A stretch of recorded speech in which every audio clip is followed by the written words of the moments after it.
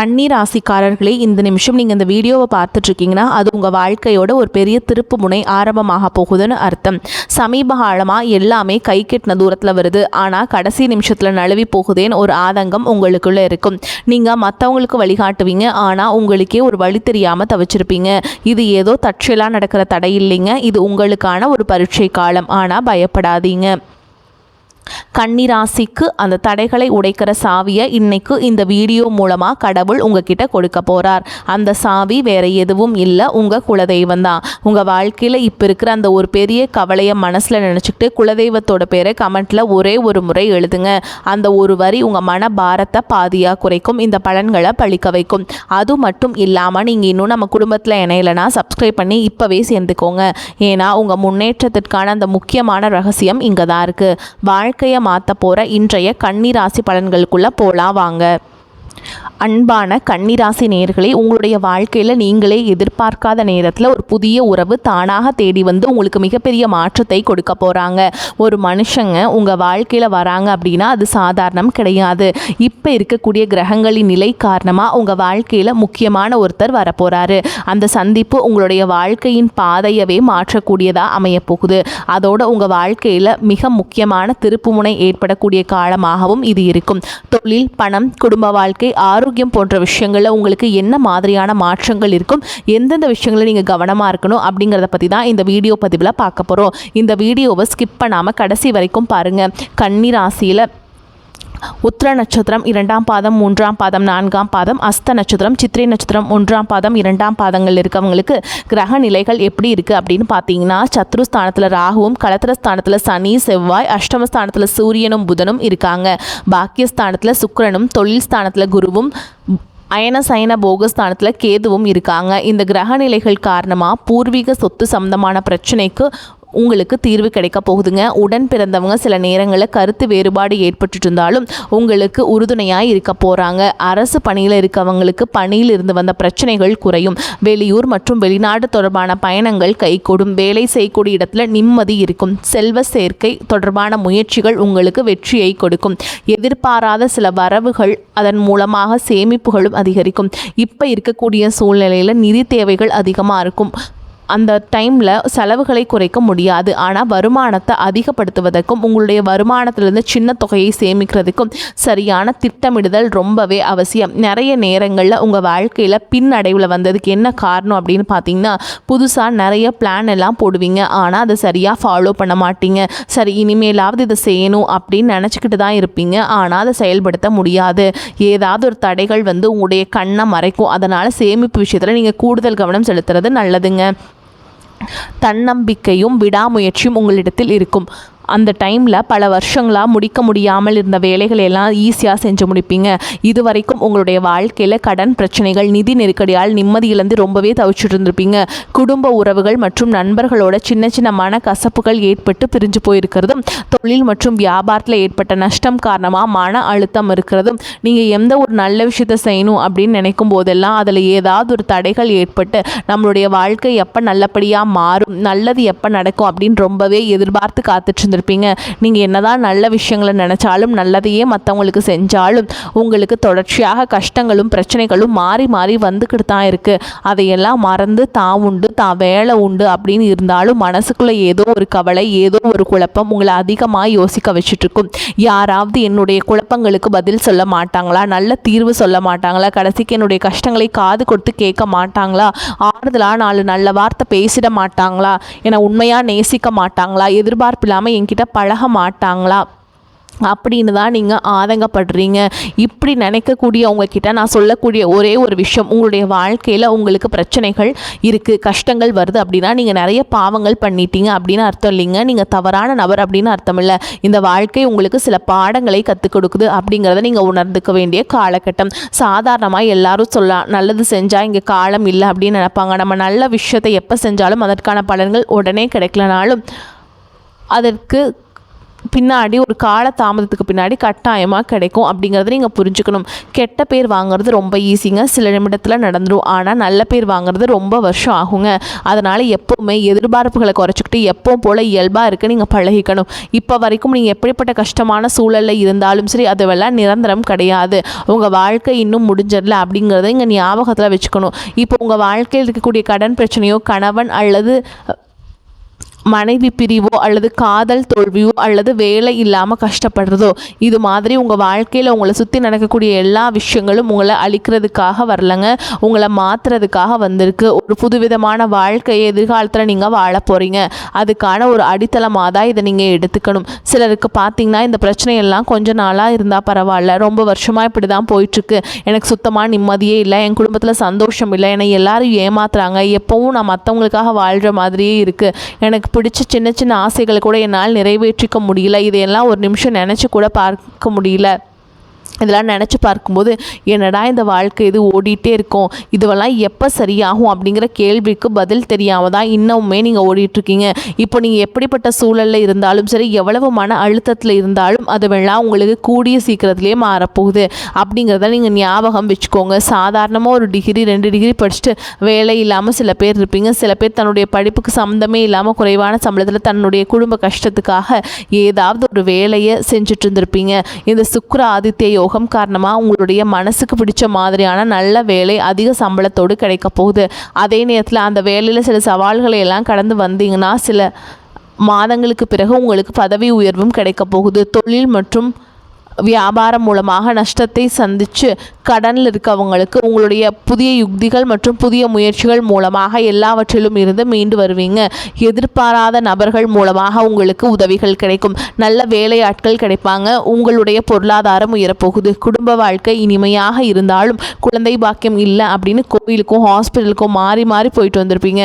சரியான புரிதலோடு சரியான மருத்துவ சிகிச்சைகள் மற்றும் குலதெய்வத்திற்கு பொங்கல் வச்சு வழிபாடு செய்வது, ஆரோக்கியமான விஷயங்களை செய்வதன் மூலமாக இந்த காலகட்டத்தில் இந்த வருடத்தின் இறுதிக்குள்ளே நிச்சயமாக உங்களுக்கு குழந்தை பாக்கியம் கிடைப்பதற்கான வாய்ப்புகள் இருக்குது. அப்படி உங்களுக்கு ஒரு உருவாகக்கூடிய சூழலில் நீண்ட தூர பயணங்களையும் அளவுக்கு அதிகமாக யோசிக்கிறதையும் முற்றிலுமாக நீங்கள் தவிர்த்தே ஆகணும். இதை மட்டும் நீங்கள் சரியாக செஞ்சிட்டீங்க அப்படின்னா அழகும் அறிவும் ஒன்றாக இருக்கக்கூடிய குழந்தை பிறக்கும். இது நாள் வரைக்கும் நீங்கள் என்னதான் பாசிட்டிவாக இருந்தாலும் உங்களுடைய மனசில் நெகட்டிவான எண்ணங்கள் ஒரு காரியத்தை செஞ்சாலும் அதில் உங்களுக்கு ஒரு முழு திருப்தி இல்லாத மனநிலையை கொடுத்துருக்கும். அதனாலேயே உங்களுக்கு மனதளவில் பல சோதனைகள் எல்லாமே வந்திருக்கும். உங்களுடைய கடின உழைப்பை உங்களுக்கு வருமானம் அதிகமாக வரக்கூடிய சூழல் இருந்தாலும் வருமானத்தையும் மீறி அதிகமாக கடன் வாங்கி செலவு செய்யக்கூடிய சூழல்கள் வந்திருக்கும். சில இடங்களில் மற்றவங்களுக்கு கடனாக பணத்தை கொடுத்துட்டு அதை திரும்ப வாங்க முடியாமல் ரொம்பவே மன உளைச்சலுக்கு ஆளாகி இருப்பீங்க.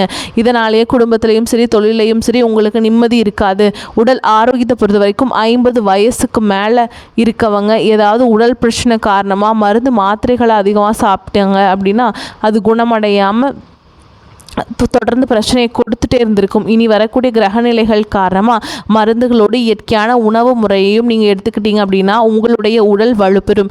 எந்த விதமான துன்பங்கள் இருந்தாலும் நீங்கள் மீண்டு வர போகிறீங்க. உங்களுடைய வாழ்க்கையில் மற்றவங்க அவங்களுடைய சுயநலத்துக்காக தெரிஞ்சு உங்களுக்கு சில துரோகங்களை எல்லாம் செஞ்சுருப்பாங்க. மற்றவங்க செஞ்சு தப்புக்கும் நீங்களே பழி ஏற்றுக்கிற மாதிரி இருந்திருக்கும். ஒரு விஷயத்தை நல்லா புரிஞ்சுக்கோங்க, சிலரை மாற்ற முடியாது, ஆனால் நம்ம மாற்றிக்க முடியும். உங்களுடைய வாழ்க்கையில் ஒவ்வொரு நிலையிலும் ஒவ்வொரு நாளும் ஒவ்வொரு செயலுக்கும் ஒவ்வொருத்தருடைய விமர்சனத்துக்கும் பதில் கொடுத்துட்டு இருக்க முடியாது. இயற்கைக்கும் கடவுளுக்கும் நம்மளுடைய மனசாட்சிக்கும் உண்மையாக இருந்து யாரோட மனசையும் புண்படுத்தாமல் நாம அடுத்த நிலையை நோக்கி போயிட்டே இருக்கணும். நீங்கள் பெருசாக மதித்த சில உறவுகள், உயிராக நினைக்கக்கூடிய சில மனிதர்கள், எதிர்காலம் அப்படின்னு நினச்சிட்டு இருக்கக்கூடிய குழந்தைகளும் ஆதரவாக இருக்கக்கூடிய குடும்பமுமே உங்களுக்கு பல கஷ்டங்களை எல்லாமே கொடுத்துருக்காங்க.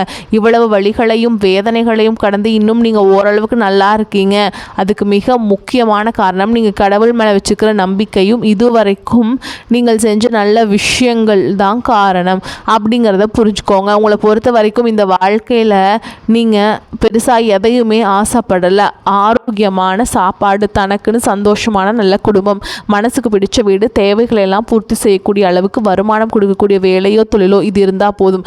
உடல் ஆரோக்கியமும் நிம்மதியான தூக்கமும் இருந்தால் போதும் அப்படின்னு தான் நினைக்கிறீங்க. உங்களுக்கு இந்த அடிப்படையான விஷயங்கள் ஓரளவுக்கு கிடைச்சாலும் மனசில் நிம்மதி இல்லாததுனால உங்கள் முகத்துலையும் தேஜஸ் இல்லை. இதுக்கப்புறமாவது இந்த வாழ்க்கையை நல்லா என்ஜாய் பண்ணும் அப்படின்னு நீங்கள் ரொம்பவே நம்பிட்டுருக்கீங்க. நடக்கிற விஷயங்கள் எல்லாம் பாதி தான் நிறைவேறுது. அதனாலேயே உங்கள் வாழ்க்கை கனவு மாதிரி ஒரு பிடிப்பே இல்லாமல் தான் போயிட்டுருக்கு.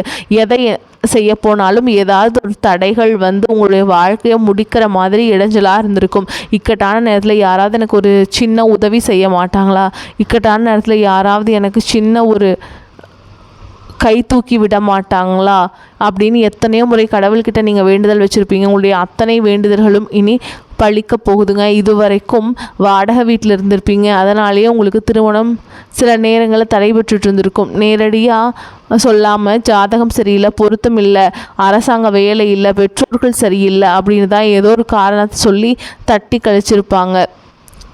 நீங்களாக காதலிச்சா கூட அவங்களும் ஏதாவது ஒரு சந்தர்ப்பத்தில் எங்கள் அம்மா அப்பா வந்து ஒத்துக்கல, எனக்கு உன்னை பிடிக்கல அப்படின்னு கடைசி நேரத்தில் ஏமாற்றிட்டு போகக்கூடிய சூழலும் இருந்திருக்கும். இனி வரக்கூடிய காலங்களில் உங்களுக்கு நல்ல வேலை வாய்ப்பு அமையும். பொழுது போக்குல சூப்பராக டைம் ஸ்பெண்டுவீங்க. உங்களுடைய இடத்துல உங்களுடைய திறமைகளுக்கு மதிப்பு கொடுப்பாங்க. உங்களுடைய நிர்வாகத்திறன் மற்றும் தலைமை பண்பு அதிகரிக்கும். மற்றவங்களுடைய மதிப்பும் மரியாதையும் வைக்கிற மாதிரியான செயல்களை நீங்கள் செய்வீங்க. துணிச்சலான முடிவுகளை எடுப்பீங்க. இதுவரைக்கும் பொது இடங்களில் நல்ல விஷயங்களை செய்கிறதுக்கு கொஞ்சம் தயங்கி நின்று இருப்பீங்க. ஆனால் இதுக்கப்புறமா பார்த்தீங்கன்னா நீங்கள் துணிஞ்சு செய்ய போகிறீங்க. இதன் காரணமாக உங்களுக்கு போட்டியாளர்கள் விலகி போவாங்க. இங்கே எதிரிகள் யாரும் குறுக்க வரமாட்டாங்க. உங்களுடைய முன்னேற்றத்தை தடுத்து நிற்க இங்கே எவனாலும் முடியாதுங்க. புதனும் சுக்கிரனும் உங்களுடைய இருக்க போகிறாங்க. இது வரைக்கும் நீங்கள் பேசின பேச்சை விட இனி எல்லார்கிட்டையும் நம்பிக்கையோடு பேச போகிறீங்க. அதே மாதிரி முக்கியமான முடிவுகளை நீங்கள் எடுப்பீங்க. உங்களுடைய நண்பர்கள் வட்டம் விரிவாக போகுது. குடும்பத்தில் நெருங்கிய உறவுகள் மரணத்தால் மன வலிமையை இழந்து ரொம்பவே கஷ்டப்படுத்திருப்பாங்க. இதற்கு பிறகு மன வலிமையோடு எல்லா காரியங்களையும் நீங்கள் செய்ய போகிறீங்க. 2026 நடக்கக்கூடிய குரு பெயர்ச்சிக்கு பிறகு உங்களுக்கு நல்ல வாழ்க்கை துணை அமைய போகிறாங்க. அதுவும் கை நிறைய சம்பளம் அந்த மாதிரி வாங்க போகிறாங்க. உங்களுடைய 2 பேருடைய வருமானமும் உங்கள் குடும்பத்தாருடைய பொருளாதார சூழலும் உயர்ந்து நிற்க போகுது. திருமணம் முடிஞ்சதுக்கு அப்புறம் புதிதாக உங்களுக்கு சொந்த வீடு, வாகனம் எல்லாமே சாத்தியமாகும். வெகு விரைவிலே நீங்கள் நினச்ச மாதிரியான வாழ்க்கையை நீங்கள் வாழ போகிறீங்க. நீண்ட காலமாக உங்கள் குடும்பத்தில் வாழ்க்கை துணைக்கிட்ட சின்ன சின்ன சண்டைகள், சச்சரவுகள் இதெல்லாமே இருந்திருக்குங்க. அது எல்லாமே இப்போது தீர்வு கிடைக்க போகுதுங்க. வாழ்க்கை துணையின் உறவுகள் வந்து உங்களுக்கு ஆதரவாக இருப்பாங்க. நீங்கள் செஞ்ச பாவங்கள் எல்லாமே அழிஞ்சு போகுது. ஓகேங்களா? சரியான தண்டனை உங்களுக்கு தீங்கு விளைவித்தாங்க இல்லையா, அவங்களுக்கு வந்து கிடைக்க போகுது. இதற்கு பிறகு குற்ற உணர்ச்சியால் அவங்களே உங்ககிட்ட மன்னிப்பும் கேட்க போகிறாங்க. இந்த மாதிரியான நல்ல விஷயங்கள் உங்கள் வாழ்க்கையில் நடந்து உங்கள் வாழ்க்கையை தலைகீழாக மாற்ற போகுதுங்க. அதனால் நீங்கள் நம்பிக்கையோடு இருங்க. இந்த கிரக நிலைகள் காரணமாக நல்ல விஷயங்கள் நடக்கும்போது அதை தடுக்கிறதுக்கும் கெடுக்கிறதுக்கும் சில நேரங்களில் கெட்டதாக அமையும். சில மனிதர்கள் தடையாக வந்து நிற்பாங்க. இதனால் எல்லா இடத்துலையும் கவனமாக இருக்கணும். யாருக்கும் எந்த இடத்துலையும் விஷயத்தை முழுசாக தெரிஞ்சுக்காமல் வாக்குறுதிகள் கொடுக்குறதோ செய்யாமல் கொஞ்சம் யோசிச்சுட்டு செய்யலாம். இந்த மாதிரி உங்கள் வாழ்க்கையில் நல்ல விஷயங்கள் நடக்கும் பொழுது உங்களுடைய நல்ல பெயரை கெடுக்கிறதுக்கும் உங்களுக்கு அவமானத்தை ஏற்படுத்தணும் அப்படிங்கிறதுக்காகவும் சில மனிதர்கள் எந்த ஒரு எல்லைக்கும் போய் தவறான விஷயங்களை செய்வாங்க. அதனால் உங்களுக்கு அறிமுகம் இல்லாத ஆண்கள் மற்றும் பெண்கள் கிட்ட பேசும்போதும் பழகும் பொழுதும் உங்களுடைய வார்த்தைகளை நீங்கள் கவனமாக இருக்கணும். சனிக்கிழமைகளில் சனீஸ்வர பகவானை வழிபாடு செய்கிறது நல்லதுங்க. எப்படி வழிபாடு செய்கிறீங்க அப்படின்னா, சனிக்கிழமைகள் தோறும் சனீஸ்வர பகவான் கோயிலுக்கு போயிட்டு அங்கே எள்ளெண்ணெயில் 2 தீபம் போடுங்க. அகல் விளக்குன்னு சொல்லுவாங்க இல்லையா, அது ஏற்றுங்க. அதே மாதிரி சனீஸ்வர பகவானுக்கு ரொம்ப பிடிச்சது என்னென்னா எள்ளுங்க. எள்ளை வந்து சாதத்தில் கலந்து படைங்க, அதுவுமே ரொம்ப நல்லது. இந்த மாதிரி வாரந்தோறும் சனிக்கிழமைகளை நீங்கள் பண்ணிட்டு வந்தீங்க அப்படின்னா சனியுடைய கடாட்சம் உங்களுக்கு கிடைக்குங்க. சனி பகவான் வந்து உங்களை சோதிக்க நினைப்பார். உங்களுக்கு வந்து நீங்கள் எக்ஸாமில் பாஸ் ஆகிற மாதிரிங்க உங்களுக்கு வந்து சோதனைகளை கொடுத்து நீங்கள் அதில் தேர்ச்சி ஆகிறீங்களா இல்லையான்னு பார்ப்பார். மற்றபடி சனி பகவான் ரொம்ப நன்மையானவருங்க. அதே மாதிரி பிரதோஷ நாட்களில் சிவனை வழிபாடு செய்கிறதும் நல்லதுங்க. பிரதோஷ நாட்களில் சிவன் கோயிலுக்கு போயிட்டு வில்வ இலைகளால் அர்ச்சனை செய்து வழிபாடு செய்யுங்க. கரும்பு சாறு இல்லைனா சாப்பாடு அன்னதானம் கொடுங்க. இந்த மாதிரி தானம் வச்சு படித்து வழிபாடு செஞ்சுவாங்க. உங்களுக்கு நல்ல பலன்களே கிடைக்கும். உங்களுக்கு சிறப்பான பலன்கள் கொடுக்கும். இது வரைக்கும் நீங்கள் எதையாவது வேண்டுதல் வச்சுட்டு நிறைவேற்றாமல் இருந்தீங்க அப்படின்னா அந்த வேண்டுதல்களை நிறைவேற்றுங்க. உங்கள் வாழ்க்கையில் எந்த விஷயத்தும் தடைகள் அப்படிங்கிறது இருக்காது. எல்லாமே நல்லபடியாக அமையும். ஒவ்வொரு அடியையும் எடுத்து வைங்க. வரக்கூடிய வாய்ப்புகளை தவற விட்டுறாதீங்க. ஏன்னா வாய்ப்புகள் வந்து ஒரு முறை தான் கதவை தட்டும். அதே போல் இந்த காலகட்டத்தில் நல்லவங்க கெட்டவங்க யார் அப்படின்னு வந்து இனம் கண்டு அவங்கள வளர்க்கணும். நல்லவங்களோட மட்டும் ஃப்ரெண்ட்ஷிப் வச்சுட்டு கெட்டவங்களை எல்லாத்தையுமே உங்களோட சர்க்கிள்லேருந்து எலிமினேட் பண்ணி விடுங்க. ஏன்னா அந்த மாதிரி மனிதர்கள் வந்து நம்ம நாட்டுக்கும் தேவையில்லை, நமக்கும் தேவையில்லை. வரக்கூடிய வாய்ப்புகளை வந்து தவற விட்டுறாதீங்க. கெட்டியாக பிடிச்சிக்கோங்க. வாழ்த்துக்கள். வாழ்க வளமோடு நலமோடு. நன்றி. வணக்கம்.